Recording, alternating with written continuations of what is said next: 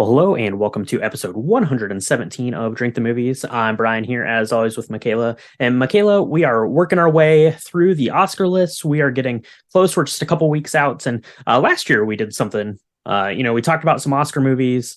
And there was one in particular last year. I remember we talked about The House of Gucci. It was a movie that we were really excited about. It had all of kind of this buzz. It had all of these good things going into it. And then it got to the theaters, and then it just was like a swing and a miss. And I feel like this year maybe there's another movie like that, because this one that we're talking about this week had all the makings of something that was great, but then it came out and was kind of a dud. But you and I were super excited to talk about that one, this week's film, Empire of Light. Yeah, absolutely. I mean, when you think about it, it's got some of the greats. It's got one of the greatest filmmakers of all time, Sam Mendes. He is exceptional. He made 1917, which is one of the best war films probably ever done.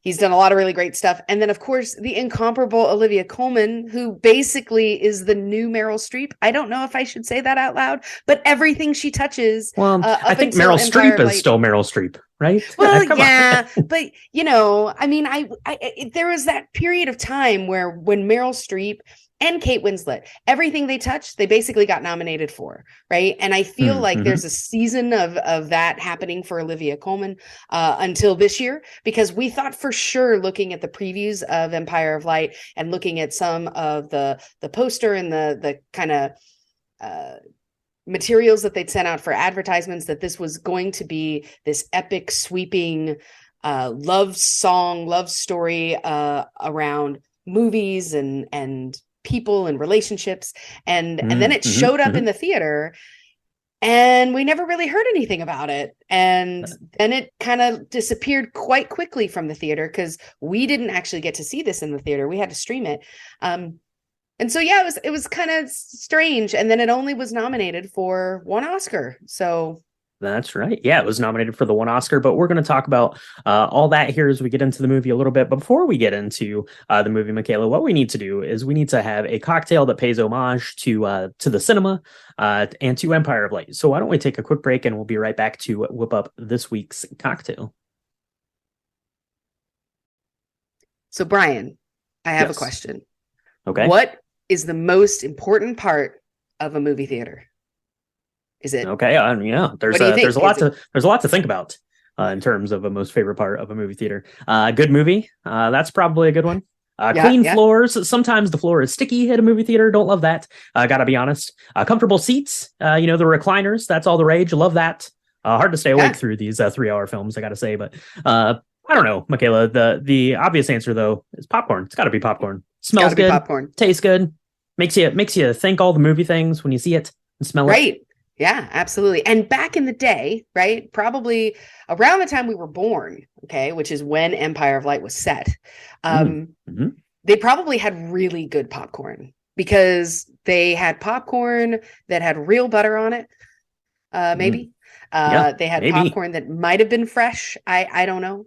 I got to say, one of the things about Empire of Light is almost every sweeping view of the theater itself has the word popcorn in it, or popcorn in visible in the frame itself. And so I think you're right. Yeah. So it only makes sense then that we make a cocktail with popcorn, with a popcorn theme. That's right. Yeah, the very first shot of this film is a beautiful kind of long hold on this really neat display case that has popcorn in it, where you get your popcorn. Seems like an inefficient way to store popcorn, if I'm being honest, but it looks great. It looks delicious, and it gets you in the mood to watch a movie. So what better way to do that with our cocktail than by making a popcorn old fashioned? And this recipe, it comes to us from Epicurious. And it is a rum-based old-fashioned, but it's going to have a bit of a popcorn twist, Michaela. So check this out. So what you're going to want to do is you're going to want to take, according to Epicurious, you need to take a whole bottle of rum. I didn't write down the kind of rum that they wanted you to put in there. It was like an aged rum. So what Epicurious wants you to do is they want you to take an entire bottle of aged rum, and they want you to put in an entire bag of kind of like Jiffy Pop, microwavable, butter flavored popcorn. And I said to myself, that is too much popcorn flavored rum. So what I'm going to do is I'm going to take 1 cup of aged rum, and I'm going to put that into roughly a third of the bag of popcorn. And you do that, and you let it set overnight. It gets all infused with this popcorny, buttery, corny goodness. And then you strain it out the next morning, and you put that in the freezer. The kind of little fat globules from the butter seasoning are going to separate. The butter portion of that popcorn is going to kind of separate, and then you strain that out, and you have this popcorn butter infused rum. Now you can look at a lot of recipes, and there's a lot of like fat washed like bourbons and bacon washed bourbons and things like that. So this is a popcorn washed rum, Michaela. What do you think about that? What do you have to say about that? So the first thought was I was really glad that you didn't ruin an entire bottle of aged rum with this recipe, because when we looked at this recipe, we were like, this is either going to be real good or it's going to be real gross. And so the risk was high. The reward could have also been high, but I agree with your methodology here of only doing a cup at a time just to try it. Because if it's great, we know what we can do next. It looked real gross as it congealed, and you put it in the fridge or freezer, and you came out before you strained it. Did not look appetizing at all. Don't let that dissuade you from making it though, because it is really easy. And once you did strain it, it had this beautiful golden color, and it did actually smell like popcorn, which is real weird. But not like a Burt's every flavor, those candies from Harry Potter, those jelly beans, those ever flavor, right. every flavor. Yeah, the jelly bellies. They don't. It didn't smell like that tastes, right? So it's a very authentic popcorn kind of flavor. It's not super overpowering, but it does do it. It did the job. And then you're going to make your drink.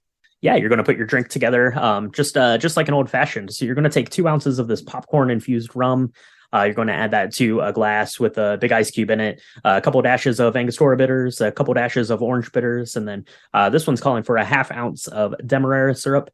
Demerara is just like an unrefined sugar, so you can make that in the same way you do your simple syrup, or you can just use regular simple syrup or honey syrup, kind of whatever sweetener you want. The Demerara is nice with this one though, and then garnish that with an orange peel. And on the nose, like you said, Michaela, it smells, I don't know, just like freshly popped popcorn. It's really weird. It has kind of this sweet nuttiness to it that I don't know. Like I didn't hate it, and I didn't love it. It was very novel, and it tasted like some liquid popcorn in your glass. It was the weirdest thing.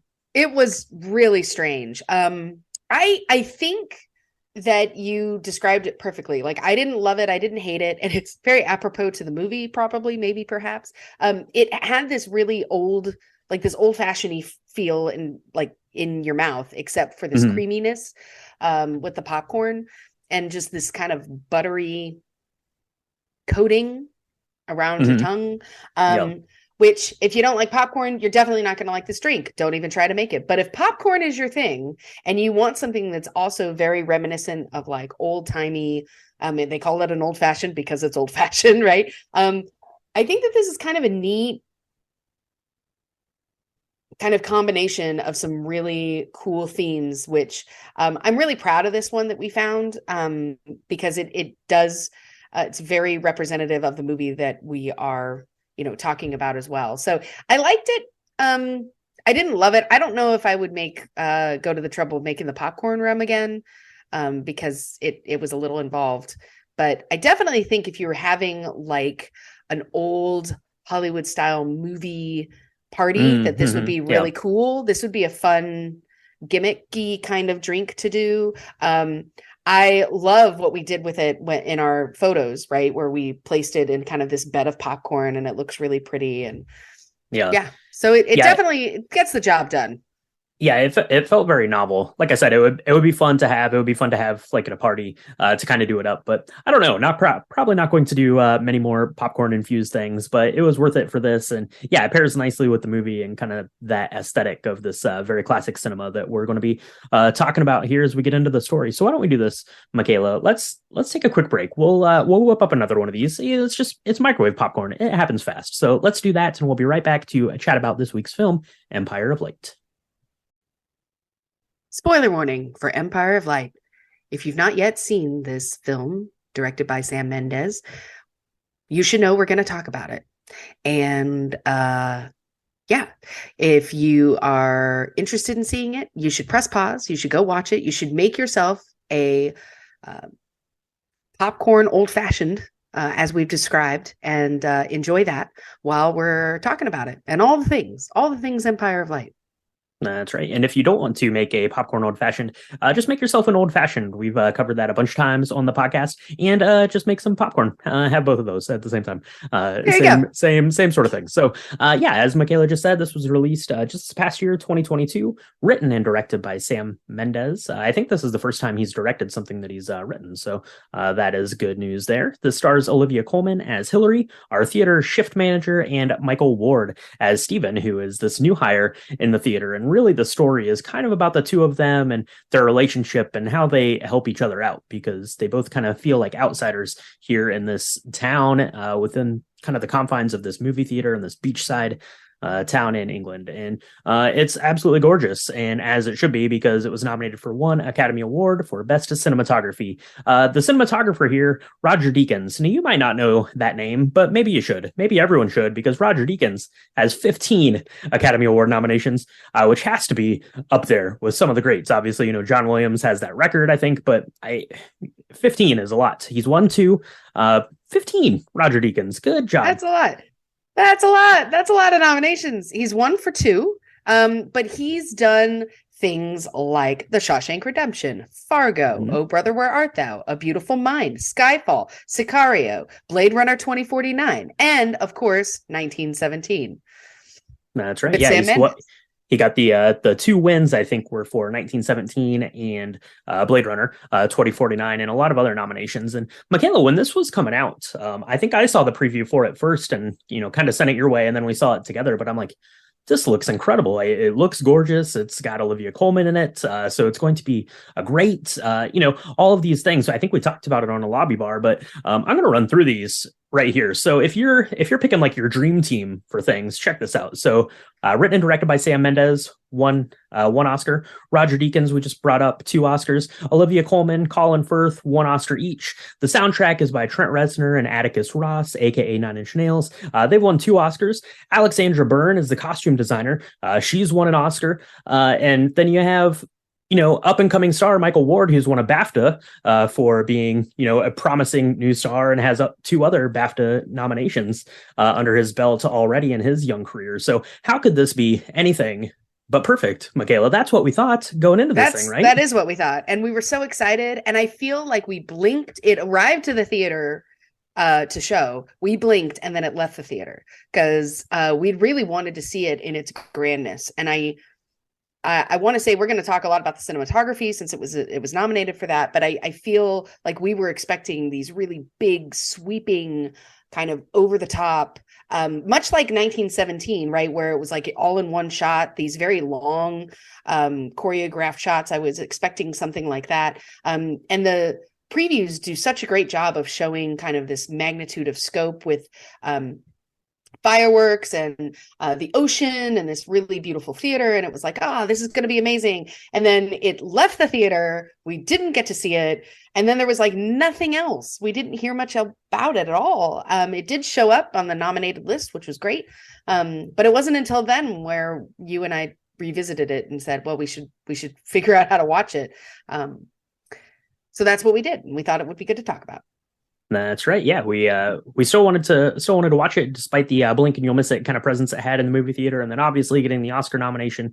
Wanted to check it out and wanted to see, if Olivia Colman's in something, we definitely want to see it and check that out. So let's talk about her and her character a little bit. She's playing Hilary. She is the kind of the on-duty manager of this movie theater chain, and we kind of get introduced to her and her story, and kind of the inner workings of this theater, who's, the theater is almost kind of this character in and of itself. But, kind of some of the things that we learn about her: she's running a tight ship. Seems that they have a very good kind of camaraderie there within the team here at this Empire Cinema kind of place. But I don't know. You get some kind of emotional depth to Hilary. You think that maybe something is a little amiss. She kind of seems a little bit on the outside of this group, even though they're all getting along together. She doesn't seem to laugh and joke with the rest of the crew the same kind of way. And we learn a little bit about that as we're kind of accompanying Hilary on this journey, kind of in and out of the movie theater,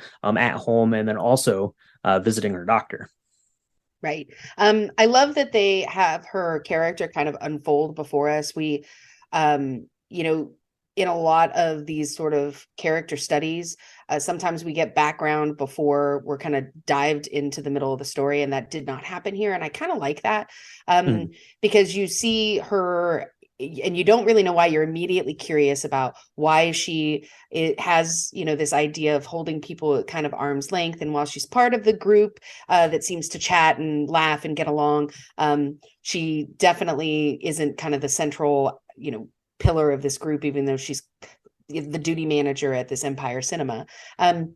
Her doctor, the scene where she meets her doctor for one of the times, they kind of go over her medication.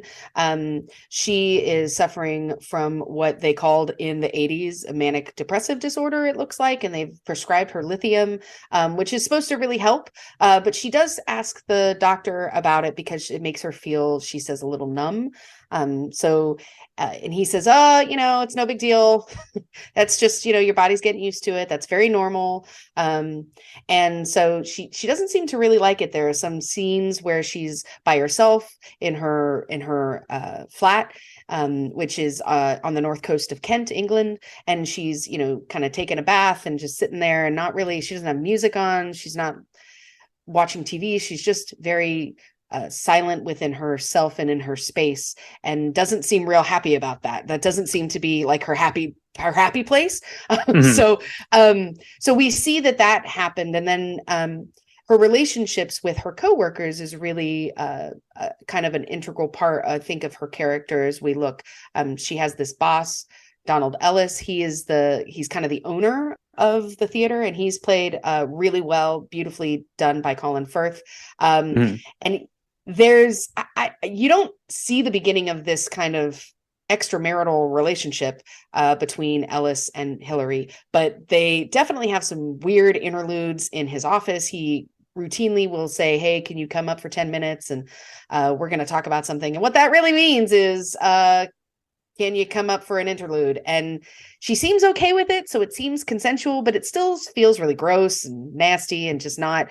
It's obvious that he's not like into her emotionally. He's just using her. Right. And she doesn't seem to be really into him either, but she doesn't really know how to handle that.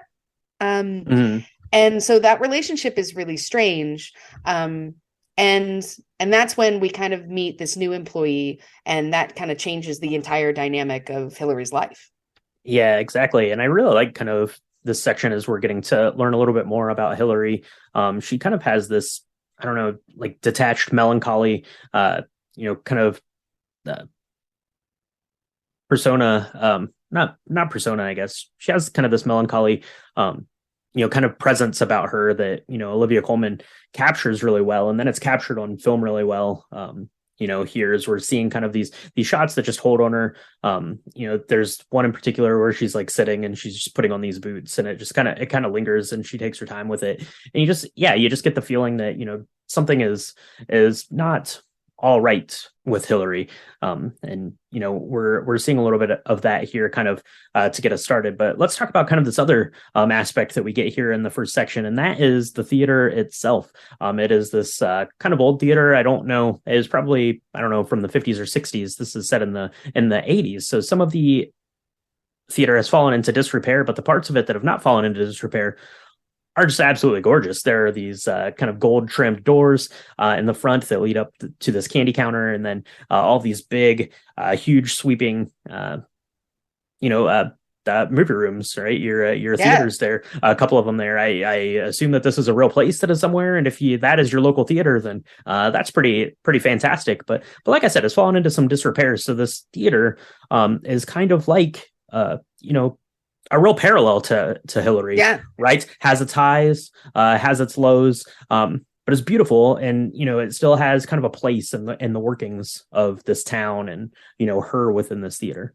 Yeah, I love the scenes, and I know we're going to talk about the cinematography of it, where they show Hilary going in and opening up the theater. So there are there's a lot of popcorn scenes, I will just say, that make my stomach growl. But there are these really beautiful scoping, really the attention to detail is amazing, where she'll even go and turn on the heat and lay out slippers for the owner to come in. She's cleaning the windows and making sure that all of the counters look really beautiful.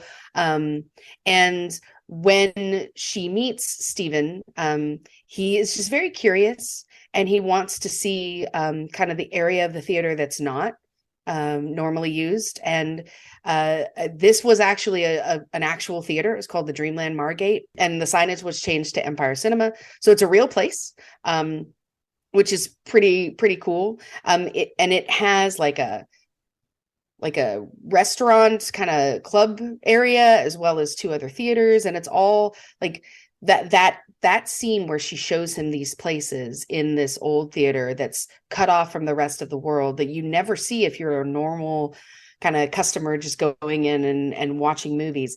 It's so cool because if you believe that rooms and buildings have souls, you really see that the soul of the space is not what everybody sees at all, but this other area completely. And there's birds, and of course there's this really great moment between Stephen and Hilary, where Stephen sees that a bird's broken its wing and wants to help it, but in order to help it, it has to kind of bind the bird and make sure that it's the bone is set so that when it heals, it can run off and fly. And that's very metaphorical for what ends up happening in the relationship.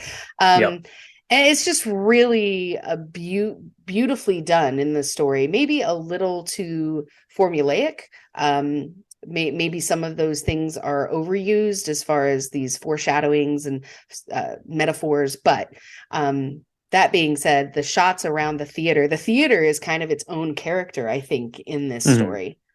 Yeah, absolutely. It's serving as kind of the background, and like you said, a kind of crucial part of the story is, most of this is going to take place within the confines of the theater, and really getting into, how the theater works and how that plays on these characters. So, yeah, you mentioned Stephen coming in. So Stephen is played by Michael Ward. He's a young Black man in this town of very small people and very small-minded people. So in a way, he is coming in and feels very much like an outsider.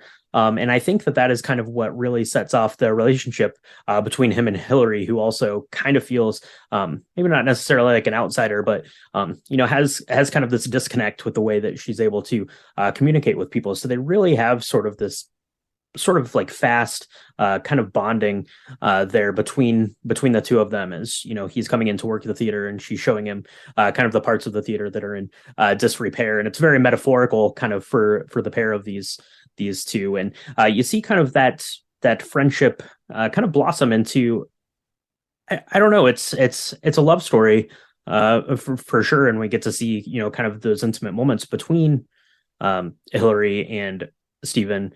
But I don't know. It's really a relationship. I think, at least the way that I saw it, was, kind of two pieces that didn't feel like they belonged in the place that they were. Really were coming together to sort of create some sort of kind of whole sort of being, I guess, between the two of them. Right. For sure. I mean, it definitely transcends the physicality of the relationship, right? They definitely have some physical moments that look very intense, but at the same time, Stephen is experiencing, a lot of racism. He's been wanting to go to school. He's quite young. He's much younger than Hilary. We don't exactly know how old either one of them are, but there's definitely an age gap there, which can be an adjustment for anybody. Hilary does not, being Caucasian, she doesn't understand some of the things that Stephen has gone through and continues to go through. And when he's actually faced with a really racist customer, it's 1980. So, Hilary tries to calm the situation down, but doesn't stand up to the customer. Nobody really stands up to the customer. And Stephen doesn't know what to do with that, because these are people that are supposed to be his friends. They're supposed to be his coworkers. And it's just a really tough scene to watch, because you as a person want to stand up and tell this customer to get out and leave. But they don't know how to handle it. They don't handle it, definitely not the way that they would today. So it's that's just one example of kind of the challenges that these two face, where they're trying to have kind of a grown-up adult romantic relationship, but Hilary has her own problems. She's feeling great because she's newly kind of in emotion, in lust and love with this guy Steven. So she quits taking her medicine. If you've ever had anybody in your life or yourself that's taken lithium, it's not a good thing to go off it without doctor's advice, but she tells her doctor she's taking it still. And so he doesn't know. And, but it's not helping her regulate her emotions anymore because she's not taking it. So she's having some of these really tough outbursts that Stephen has no idea how to deal with or what to do with. And it's at the same time, they both kind of cling to each other emotionally because they have these very strong feelings. And so it's a really beautiful look at a relationship that's, very hardly workable in kind of a real world due to their age differences, due to their cultural backgrounds. They have a lot of challenges, but they still kind of cling to each other and want to help each other and know and deeply feel like they have a deep understanding of each other during all of these times.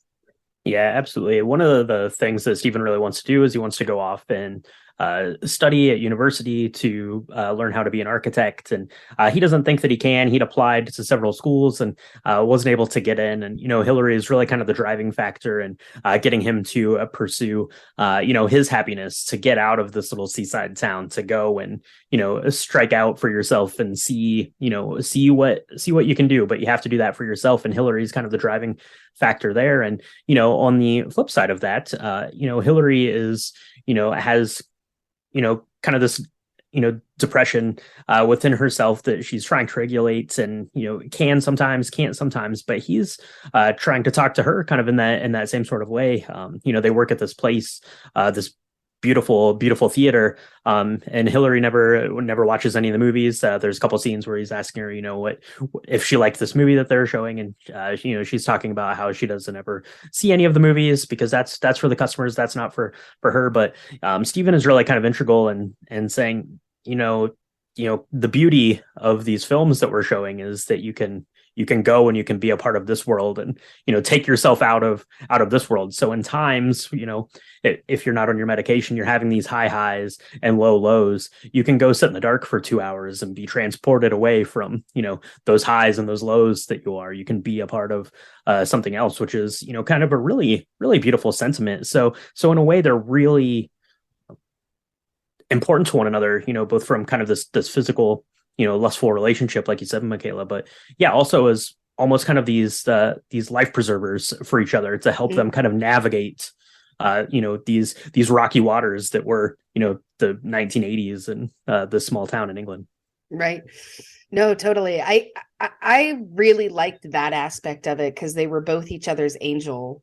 And I love to use that term, but they both kind of were there when each other really needed it. Stephen had a kind of a previous relationship with a girl that was his age, and it was his first girlfriend, and it didn't work out, but she kind of shows up during this time towards the end of the film, and he still feels attraction to her, and he doesn't really know what to do because Hilary and Stephen are not. They know that, at least the physicality part of the relationship, like they don't know how they're going to make this romance actually work. And Hilary is very distraught by this. I really love how she tries to cover up her pain. I don't love that she's in pain, but it really resonated with me as a person. When you get your heart broken, she smiles and she's like, "Oh, Stephen, it's fine. Yeah, I don't think it's a good idea that we do this anymore."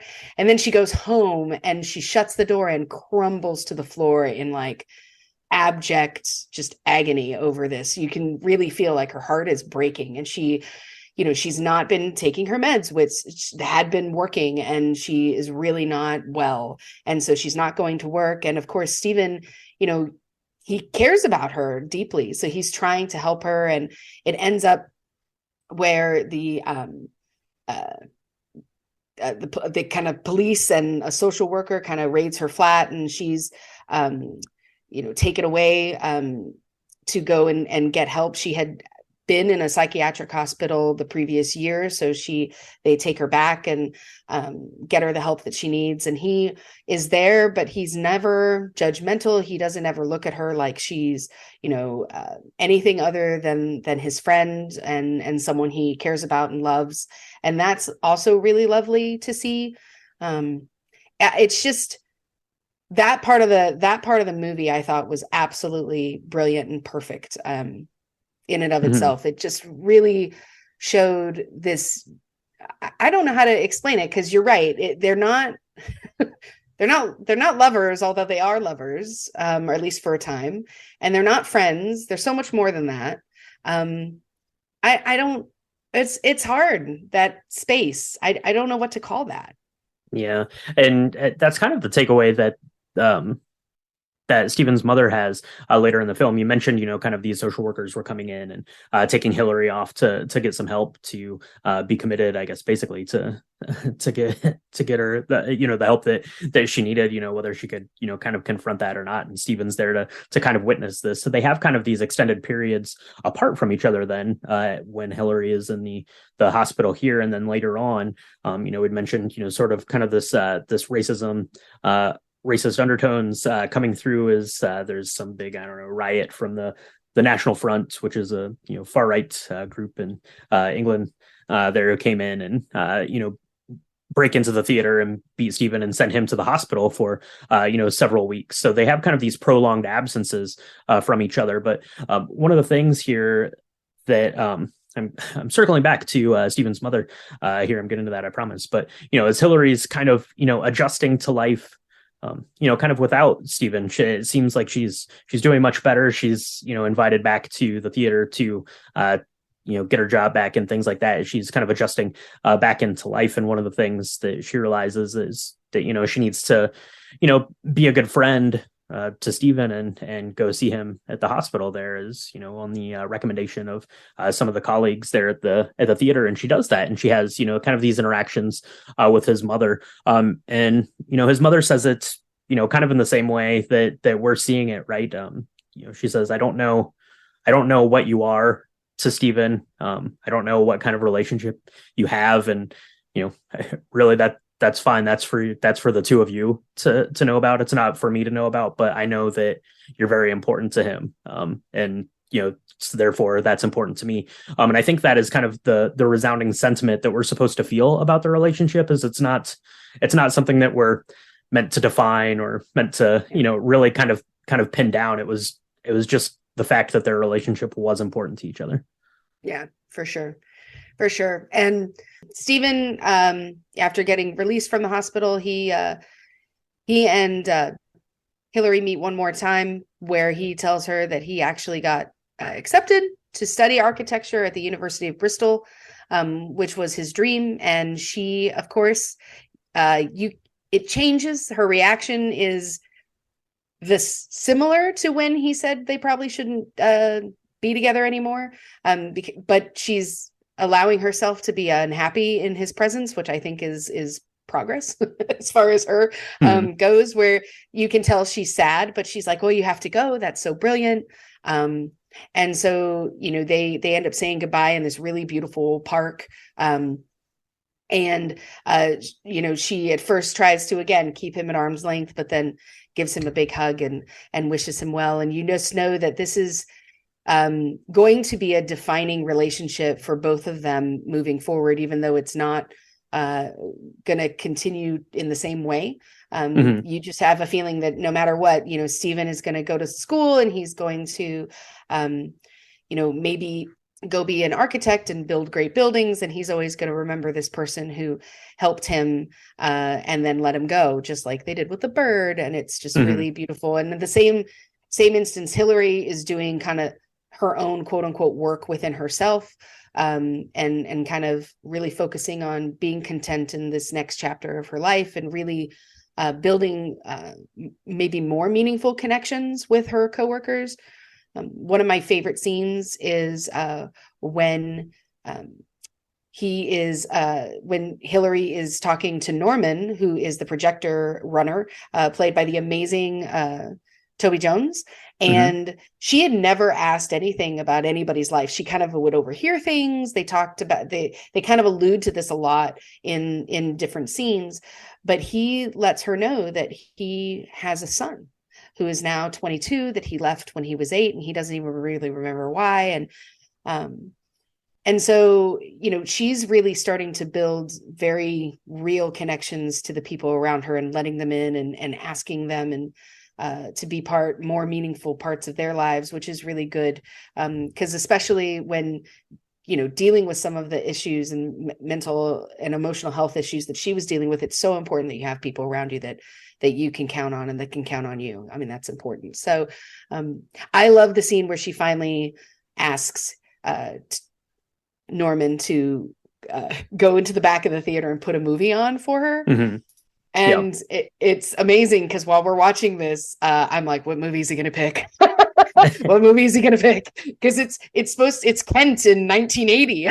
There's, I don't know how many. I mean, and this is back in the day where they would store some movies, but for many of them, they couldn't do that. So, yeah.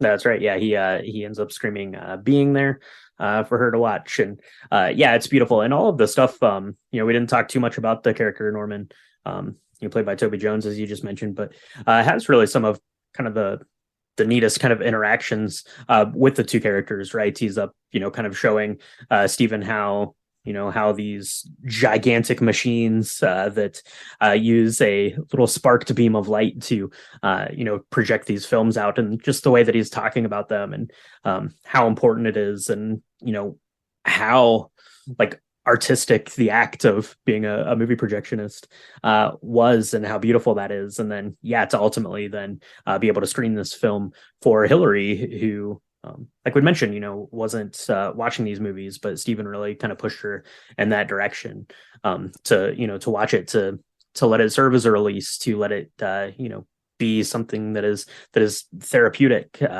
to you. And I think that is really kind of a beautiful sentiment. And then, yeah, obviously the bird there was a symbolic of their relationship, as they're able to sort of bandage one another up, so to speak, until they're both healed enough to go back out into the world and be on their way. And that's pretty beautiful little metaphor. And that's kind of where it ends, right? Stephen is off to uni to study to be an architect, to be best architect of all time, no doubt. And Hilary is there, left at the Empire Cinema to live her life, to hopefully sprout out now, and have more friendships, and make the most of her life there. And that is Empire of Light. More or less. We didn't. This was a tricky one, I think, to talk about, Michaela, because it's really just kind of the sentiment look at a relationship. There's not big, story beats necessarily. They're all kind of, just emblematic of the relationship that they're sprouting. And it's really a lot of these little kind of beautiful, intimate moments and tumultuous moments and things like that. But it is really kind of compelling story for me, and I liked it quite a bit, I have to say. I understand kind of the the in and out of the theater with it, but what did you think? We were very excited about this movie and watching it. We wanted to cover it here for the podcast, but what were your kind of initial impressions, I guess, after you turned this one off, after the movie projector went blank? What did you think? I was surprised because I was expecting, I'm not sure what I was expecting. I try to go into these with very little knowledge of the plot other than what's presented on like a preview. The more I think about it, the more I like it, though. I will say I don't know enough about the history of what was going on from a socioeconomic, racial, cultural perspective in that period of time in England. So it definitely spurned me wanting to educate myself on what that was like. I think I think it was beautiful. And I'm so glad that it did get the nod for the cinematography because the shots are gorgeous.